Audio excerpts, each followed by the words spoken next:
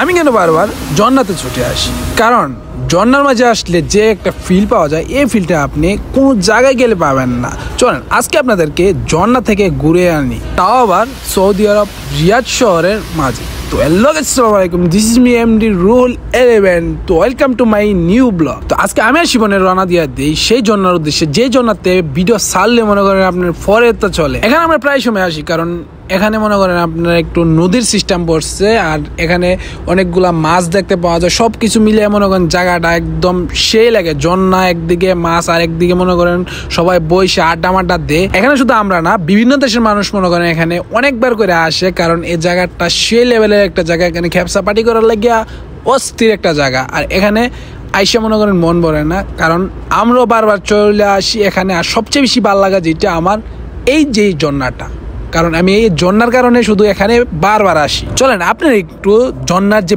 পানির যে আওয়াজটা, এটা একদম কাছ থেকে শুনে আসি। চলেন এখানে আসার পরে আপনার যতই মন খারাপ থাকুন না কেন, মন দেখবেন আপনি অটোমেটিকলি ভালো হয়ে যাবে। কারণ এখানে আসার পরে যে একটা শান্তি লাগে, এই শান্তিটা মনে করেন কোনো জায়গায় গিয়ে পাবেন না। দেখেন পানির যে আওয়াজ আর ঠান্ডা যে হাওয়াটা আছে শরীরের মাঝে, সেই লেভেলের ফিল একটা। এখানে আসার পরে আপনি বুঝতে পারবেন এই ফিলটা। কারণ এই কারণে আমি বারবার এখানে আসি।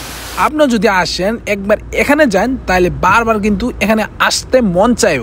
শোনেন আজকের ভিডিও অতটুকু রইল। আর আপনি যদি আসতে চান তাহলে আইসা পড়েন উদিন নামান লেখলে কিন্তু এই জায়গাটা আসবে। এই জায়গাটার নাম হলো উদিন নামান, অথবা লেক পার্ক লেখলেও কিন্তু আপনি এই জায়গাটার লোকেশন পাওয়া যাবে। যদি আপনার যদি ঝর্ণাটা ভালো লাগে তাহলে লাইক কমেন্ট শেয়ার করতে কিন্তু ভুলবেন না।